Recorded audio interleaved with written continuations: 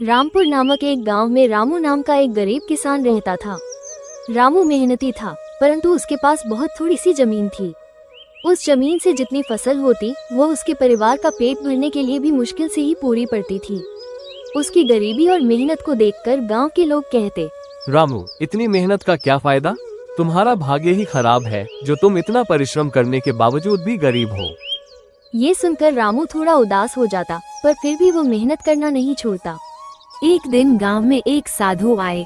गांव के लोग उनकी बातें बड़े ध्यान से सुनते थे और उन्हें बहुत मानते थे। रामू भी उनके पास गया और अपनी गरीबी और मेहनत की कहानी सुनाई। साधु ने उसे ध्यान से सुना और फिर कहा, तुम्हारी मेहनत जरूर रंग लाएगी बेटा, बस धैर्य रखो और अपनी मेहनत को बढ़ाते रहो।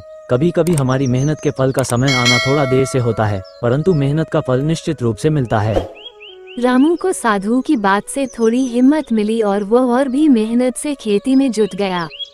दिन रात मेहनत करता, खेतों में घंटों समय बिताता। समय बीतता गया, लेकिन रामू की स्थिति में कोई खास बदलाव नहीं आया। फिर भी रामू ने अपने परिश्रम को कभी कम नहीं होने दिया।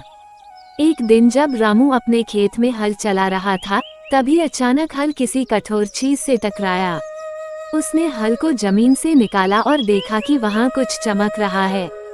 उसने मिट्टी को हटाया तो एक पुरानी धातु की हांडी निकली। उसने हांडी को खोला तो उसकी आंखें चमक उठी। हांडी में सोने की मोहरें भरी हुई थीं। रामू को अपने भाग्य पर यकीन नहीं हो रहा था। उसने साधु बाबा की बात को याद किया कि मेहनत का फल अवश्य मिलता है। रामू ने उन सोने की मोहरों से थोड़ी जमीन और खरीदी और बेहतर बीज और साधन जुटाए। अब उसकी फसल बहुत अच्छी होने लगी और कुछ ही सालों में वह एक समृद्ध किसान बन गया। उसकी मेहनत और भाग्य ने मिलकर उसका जीवन बदल दिया।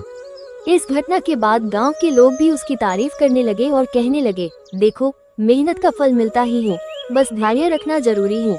रामू ने अपनी मेहनत और धैर्य से सिद्ध कर दिया कि सच्ची लगन और परिश्रम से किस्मत भी हमारे साथ चलने लगती है।